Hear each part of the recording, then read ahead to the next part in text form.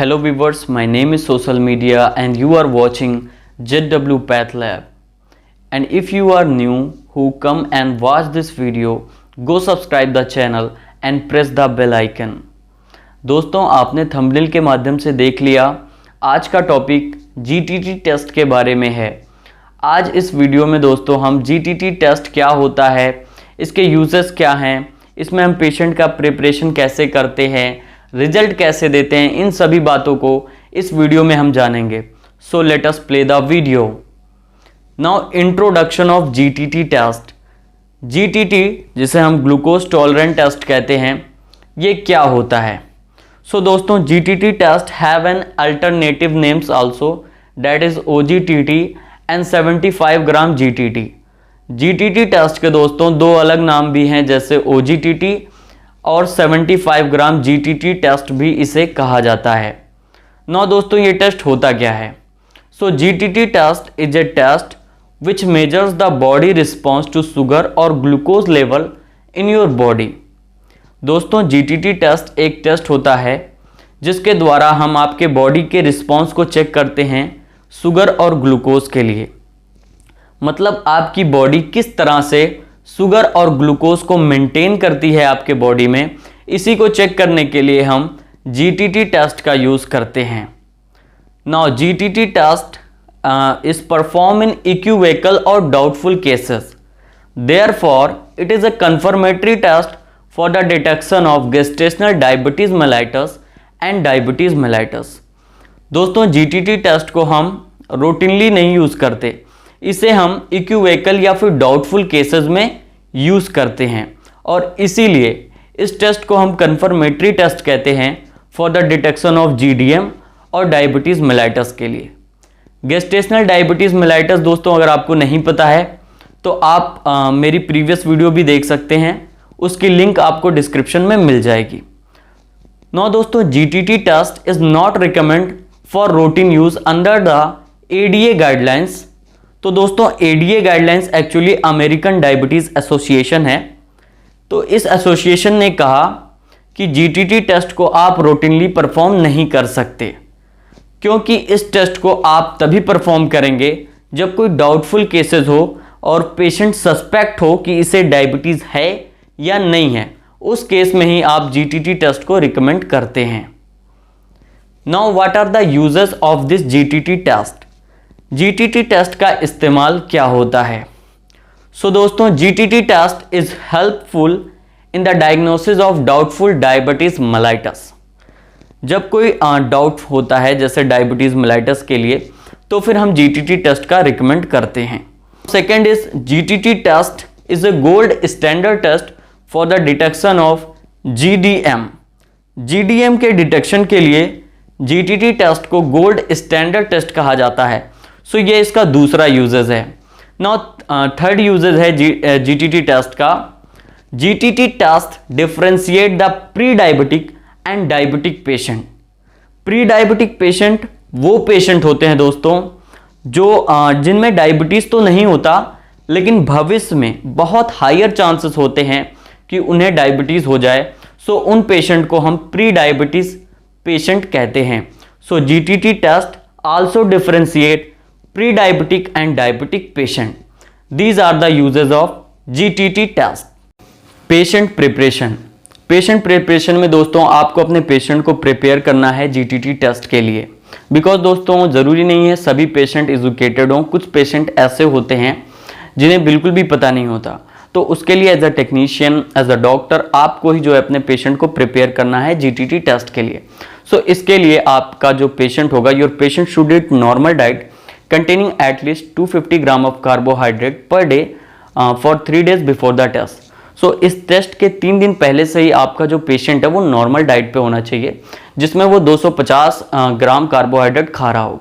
And your patient must be fasting overnight at least 8 to 10 hours, but not more than 16 hours. और जब दोस्तों आपका patient आएगा तो वो फास्टिंग स्टेट पे होना चाहिए, जिसमें 8 से 10 घंटे की फास्टिंग हो, लेकिन 16 घंटे से ज़्यादा नहीं होनी चाहिए।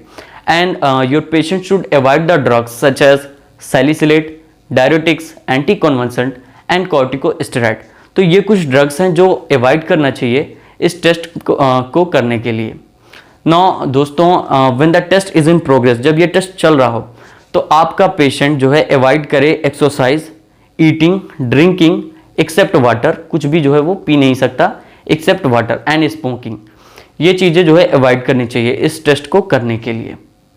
Now requirements for the OGTT test. So दोस्तों, OGTT टेस्ट या GTT टेस्ट लगाने के लिए हमें किन चीज़ों की रिक्वायरमेंट होती है? So there are 3 types of requirement. Firstly general requirements, second reagent and third sample.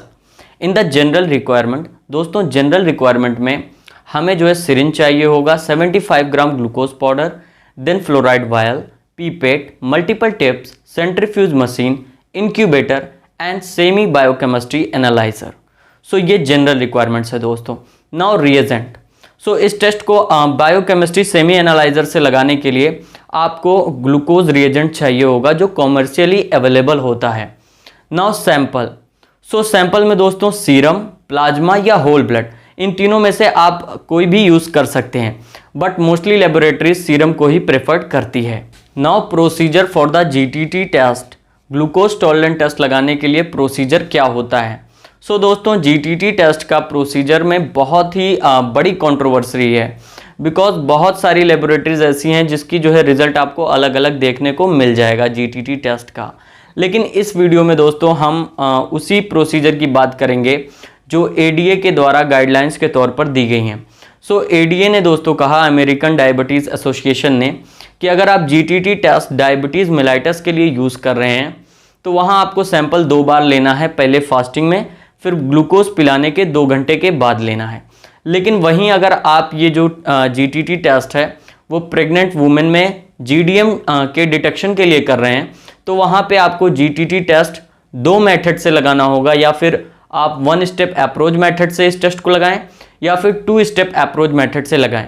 1 step approach method में आपको सैंपल 3 बार लेने होंगे, पहले फास्टिंग में, फिर ग्लूकोज पिलाना है, पिलाने के 1 घंटे बाद, फिर 1 घंटे बाद। तो इस तरह से आपको 3 सैंपल लेने हैं। वहीं अगर आप 2 स्टेप अप्रोच मेथड का यूज़ कर रहे हैं GDM के लिए प्रेग्नेंट वुमेन में, तो वहाँ आपको 4 सैंपल लेने होंगे। पहले फास्टिंग में लेना है, फिर आपको ग्लूकोज पिलाना होगा उस पेशेंट को, देन उसके 1 घंटे बाद, फिर 1 घंटे बाद, फिर 1 घंटे बाद। तो इस तरह से आपको 4 सैंपल जो है 2 स्टेप अप्रोच मेथड में लेने होंगे। एक गाइडलाइंस ये भी है दोस्तों कि अगर आप GTT टेस्ट का यूज़ कर रहे हैं एक्रोमेगाली और रीनल ग्लाइकोसीरिया को डिटेक्ट करने के लिए, तो आपको जो सैंपल लेना होगा GTT टेस्ट का वो इस तरह लेना होगा कि पहले आपको फास्टिंग लेना है, फिर आपको ग्लूकोज पिलाना है उस पेशेंट को, फिर 2 घंटे के दरमियान आपको 30-30 मिनट पर लेना है। तो इस तरह से आप कुल टोटल 5 सैंपल वहाँ से लेंगे। इस वीडियो में दोस्तों हम सिर्फ जो है GTT टेस्ट डायबिटीज़ मेलाइटस के लिए क्या प्रोसीजर होता है, ADA के द्वारा जो गाइडलाइंस दी गई है उसी के बारे में बात करेंगे। और अगर आपको प्रेग्नेंट वुमेन का जो है GDM का डिटेक्शन के लिए करना है तो इससे पहले मैंने प्रीवियस वीडियो में GCT टेस्ट बनाया हुआ है, वहाँ से आप जाकर देख सकते हैं, जिसमें मैंने जो है बताया हुआ है कि प्रेग्नेंट वुमेन में अगर GDM का डिटेक्शन करना है तो आप जो है GCT टेस्ट का भी यूज़ कर सकते हैं। तो चलिए दोस्तों, हम डायबिटीज़ मेलाइटस के लिए शुरू करते हैं इस वीडियो को GTT टेस्ट के। तो जानते हैं GTT टेस्ट का प्रोसीजर क्या होगा। So the guidelines recommend that only the fasting and the 2 hour sample be measured for the diagnosis of diabetes mellitus. तो दोस्तों गाइडलाइंस ये कहती हैं कि अगर डायबिटीज़ मेलाइटस का आप डिटेक्शन कर रहे हैं तो आपको फास्टिंग और 2 ग्लूकोज पिलाने के 2 घंटे बाद सैंपल लेना है। सो इसके लिए दोस्तों आपको क्या करना होगा, you take firstly fasting sample from the patient and keep the sample in the fluoride vial। दोस्तों आपको सबसे पहले फास्टिंग का सैंपल लेना होगा पेशेंट से, उसके बाद उस सैंपल को आप फ्लोराइड वायल में डाल देंगे और उस वायल को आप मार्क कर लेंगे for your specific lab number, उस पर डालकर आप जो है लिख देंगे GTT फॉर फास्टिंग। देन दोस्तों आप पेशेंट को ड्रिंक करने को बोलेंगे 75 ग्राम ग्लूकोज पाउडर को, पेशेंट उसे ड्रिंक करेगा एंड आफ्टर ड्रिंक, जब वो ड्रिंक कर ले तो आप कहेंगे उसे वेट करे 2 घंटे तक। एंड इन दिस प्रोसेस, जब ये प्रोसेस चल रहा हो तो patient should not smoke, exercise, drink anything accept water and smoking. ये कुछ चीज़ें हैं जो ध्यान में रखना है। पेशेंट जो है स्मोक नहीं कर सकता, एक्सरसाइज नहीं कर सकता और ना ही वो कुछ खा पी सकता है एक्सेप्ट वाटर, और स्मोकिंग भी वो नहीं कर सकता। तो इन बातों का ख्याल रखना है। एंड आफ्टर 2 आवर, जब 2 घंटे हो जाएं ग्लूकोज पीने के बाद, Then again you take sample from the venous of the patient and keep the sample again in second fluoride vial and mark as GTT for 2 hour. इससे दोस्तों आपको क्या होगा कि जो आप वायल में मार्क कर देंगे तो आपको पता रहेगा कि ये फास्टिंग का GTT का आपने उस पेशेंट से लिया था और ये जो है ग्लूकोज पिलाने के 2 घंटे के बाद का लिया था। देन दोस्तों ये जो है कलेक्शन की बात हो गई। अब हम लैब में क्या करेंगे, लैब में दोस्तों अब हम ये वैक्यूटेनर को ले जाएंगे और सेंट्रीफ्यूज करेंगे 1500 आरपीएम पे 3 से 5 मिनट के लिए। And after centrifugation serum will be separated. जब सीरम सेपरेट हो जाएगा दोस्तों तो आपको 2 टेस्ट ट्यूब लेने हैं। 2 टेस्ट ट्यूब लेने पे दोस्तों आपको एक टेस्ट ट्यूब पे GTT फॉर फास्टिंग लिखना है और दूसरे टेस्ट ट्यूब पे आपको GTT फॉर 2 आवर लिखना है कि 2 घंटे के बाद वाला ये सैंपल है। फिर दोस्तों जो फास्टिंग का आपका सैंपल रहेगा उसे आप जो है फास्टिंग वाले टेस्ट ट्यूब में 10 माइक्रोलीटर डाल देंगे। इसी तरह से आप जो है जो 2 आवर GTT का टेस्ट ट्यूब होगा उसमें 10 माइक्रोलीटर डाल देंगे।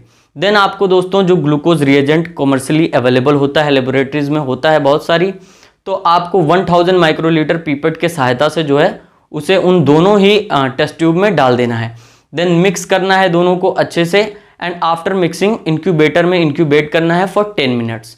एंड आफ्टर इंक्यूबेशन, जब इंक्यूबेशन हो जाए तो आपको अपने बायोकेमिस्ट्री सेमी एनालाइजर को सेट करना है ग्लूकोज पर। कैसे सेट करते हैं उसके लिए दोस्तों भविष्य में हम जो अगला वीडियो बनाएंगे उस पर बता देंगे आप पैरामीटर सेमी एनालाइजर में कैसे सेट करते हैं।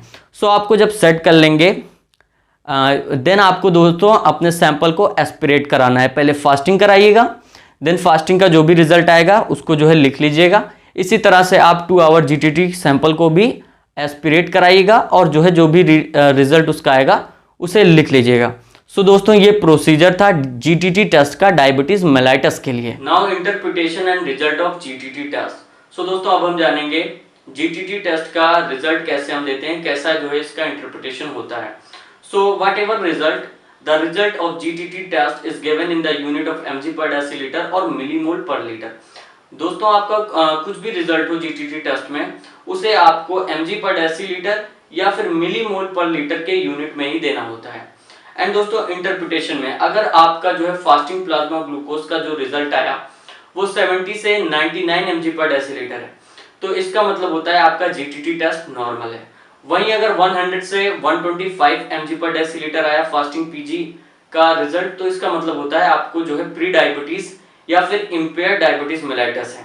अभी तो आपको नहीं है लेकिन भविष्य में आपको बहुत ही हायर चांसेस हैं कि डायबिटीज मेलाइटस हो जाए, तो उसके लिए आपको सेल्फ मॉनिटरिंग करना चाहिए उसे कंट्रोल करने के लिए। ना वहीं अगर फास्टिंग प्लाज्मा ग्लूकोज का रिजल्ट आपका 126 mg पर डेसीलीटर या उससे ऊपर आ रहा है तो इसका मतलब हुआ कि उस पेशेंट को जो है डायबिटीज मेलाइटस है। ना इसी तरह अगर 2 आवर PG जो प्लाज्मा ग्लूकोज का रिजल्ट है वो दोस्तों 140 mg पर डेसीलीटर आ रहा है या उससे नीचे आ रहा है तो इसका मतलब GTT टेस्ट नॉर्मल है। वहीं पे 140 से ऊपर है 199 के दरमियान बीच में है तो इसका मतलब आपको प्री डायबिटीज या फिर इम्पेयर्ड डायबिटीज मेलाइटस है। और वहीं पे अगर 200 mg पर डेसीलीटर या फिर उससे ऊपर जो है 2 आवर PG का वैल्यू आ रहा है तो इसका मतलब उस पेशेंट को डायबिटीज मेलाइटस हुआ है।